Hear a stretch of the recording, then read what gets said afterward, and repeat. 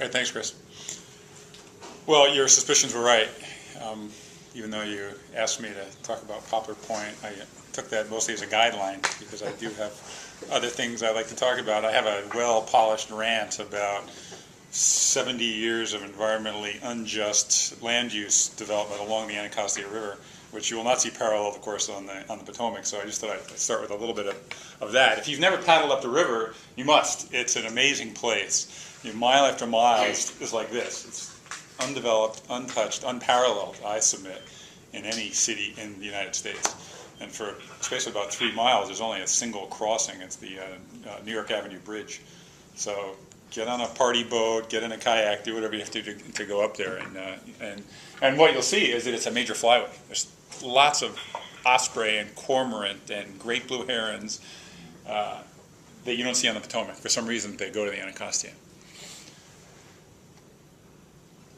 I brought my high-technology laser pointer, but of course it failed, so unless someone has one in their purse, I'm probably going to use it just as a dead pointer. This is the area we're talking about where all the development has really been proposed. This is Poplar Point right here. And the river snakes up through, this is Kingman Island here. This is golf course, this is Langston Golf Course up here. This is Heritage Island. And these islands, as well as Poplar Point and much of the shoreline, was created in the area at the time of 1910 to 1915 or so. At the time, it was very swampy, very wetlands, and there was a big malaria mosquito problem. So they sent the Corps of Engineers in to re-engineer the whole place. And so that's when they created these channels and built up the banks and created those islands. The islands were created with the fill from dredging. They piled it up and flattened it out. Yeah, I'll talk about those islands briefly in a moment.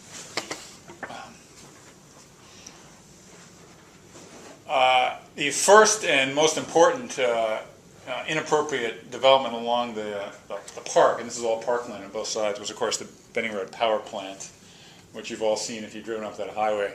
This is the ugliest and biggest thing in Washington, bar none, and in my view it casts a stigma on the whole east side of the city. I mean, if you grow up seeing that in your view shed, you know that you live on the other side of the tracks, basically. This would never see the light of day any place on the west side of town.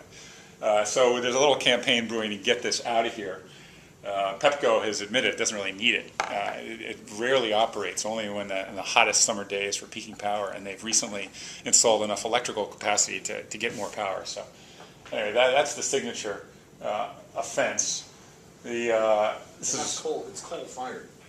Isn't it coal-fired? The coal came out a while ago. It's mostly gas now. I think they have oil backup or something like that, but it's not burning coal now. The last coal burner was on Capitol Hill, and they got the coal out of that last year ago. That's the fight last year. Yeah. So this, as I said, is Kingman Heritage Island. In 1975, they started to build a theme park there. The government did. It was the Ford administration to mark the bicentennial. That fizzled after about 3 years. And then in 1984, some private developers came in. They said they were going to build a theme park. And they had very ambitious plans with the aerial tramway that ran the length of the island, all the rest. Long fight. We slept there for a week back in the 90s and eventually won that one, fortunately. This was the site of the Barney Circle Highway. The idea was to extend the Southeast Freeway across the river up to the Anacostia Freeway and thereby create a shortcut across the Beltway. So instead of driving around DC, you could drive right through. Terrible idea for a lot of reasons. We were able to defeat that in City Council.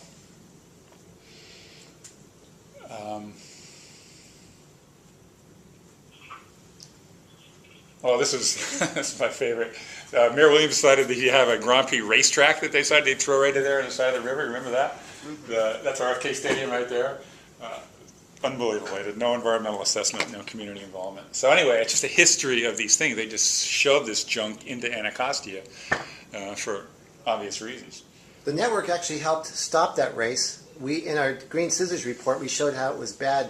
It was $9 million that the district would have to spend on that on a regular basis. I don't think every year, but it was costing them money.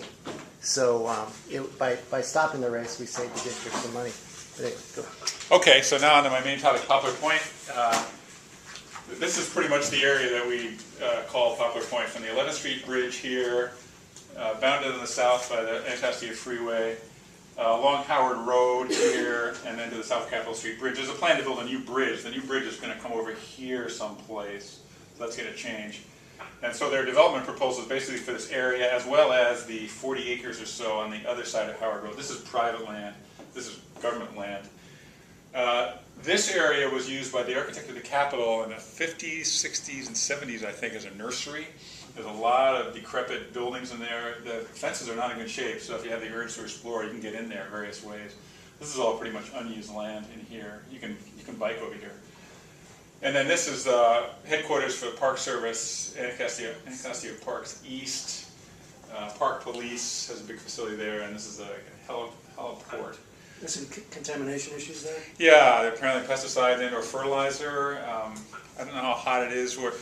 We actually, a coalition of our groups, including the Riverkeeper, Earth Conservation Corps, Friends of the Earth. Friends of the Earth, the Environment, yeah, that's right, yeah. Represented by the law clinic at Georgetown Law, sent them a notice letter threatening to sue them to force to clean up the contamination before they proceed with this development that I'll get to in a moment. And so they're now doing that. They've decided to begin a formal process of evaluating the contamination. It's a remedial investigation feasibility study.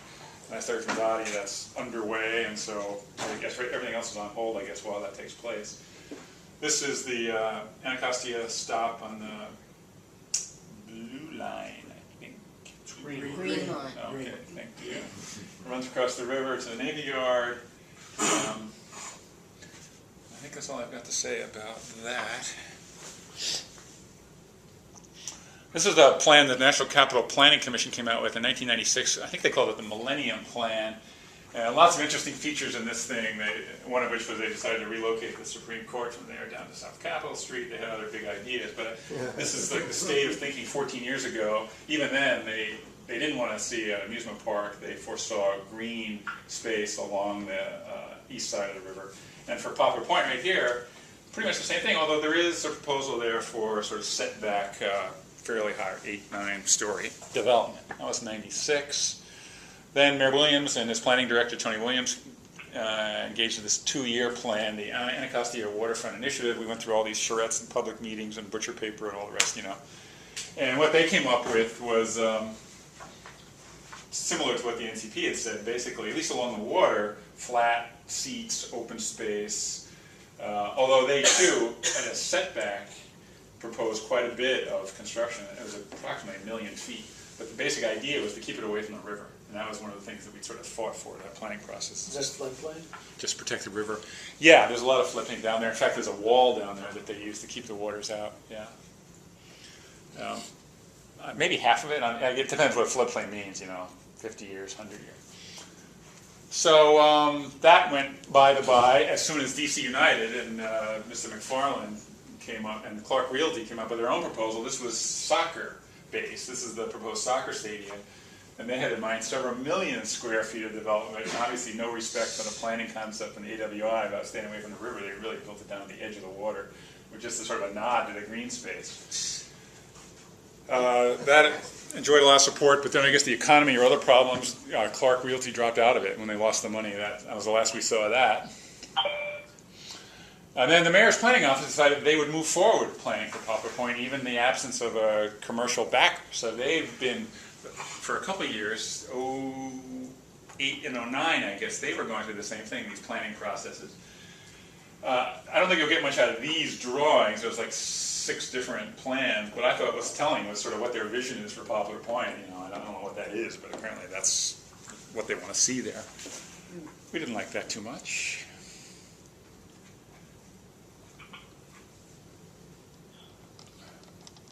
We got a technical problem. And I will put this presentation on the website for you guys to see. This is it's a variant of that. The basic idea is they're going to put in a lot of development. It's all development, and they combine that with the Howard Road. That's the other side of Howard Road. I mentioned private land.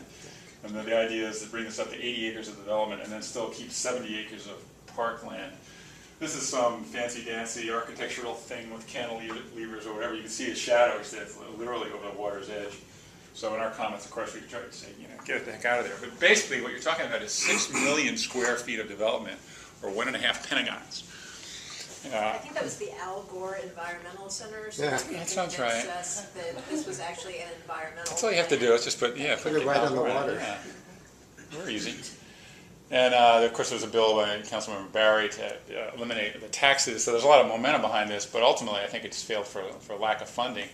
We like this. This is the plan that was developed by Earth Conservation Corps. It's all green. It's all nice, and there's jogging and people watching and resting and lots of activities that we could have liked. And one of the, do you mind if I jump Oh no, in? please, yeah. I think one of the important things to note about this plan is, right, so this is part of the DC land transfer, so there's 110 acres here, 70 acres of it have to be preserved as parkland. What exactly that means is not specified. Is that contiguous parkland? We don't know. But so essentially we're fighting over 40 acres. I would say again in history, no renewal this time. But what happened with this plan is that you have the 70 contiguous acres, but you have the 40 acres of development, which are here. This is that private property that Jim had pointed out earlier. So you still end up with your park space, and the community still ends up with 40 acres of development. 20 acres of that, I think, is private. I think 20 acres is already owned by the city, and so that's one of the features of this plan. And what you get here, because there's a subway stop, is transit-oriented development, which makes sense for reasons we all understand, but these designers, architects, and planners, they have an urge to go out and build big buildings on the water's edge. So that's basically my presentation. The lessons I take from this are these planning documents that we go to such great lengths to generate, as a rule, aren't worth the paper they're printed on. And this reminds me of the Chesapeake Bay planning agreements we've had for the last 30 years. They didn't amount to a thing. Reminds me of the Kyoto Protocol of 1997. We were going to reduce our generation of greenhouse gases. Forget that, you know. So I think these huge investments we make in these planning processes just sort of disappear. And secondly, of course, is what we do to Anacostia Park. This is for a different presentation sometime, and we're going through all the various assaults from Mystery Mountain, the toxic dump that still exists on Kenilworth Park, to the incinerator, to the seed school, to just proposal after proposal. They just want to throw inappropriate stuff in this side of the river, and it's a never-ending struggle in our park to try and hold this stuff off. And that's the walkway between Heritage Island and the mainland. Excuse me, Heritage Island. Okay,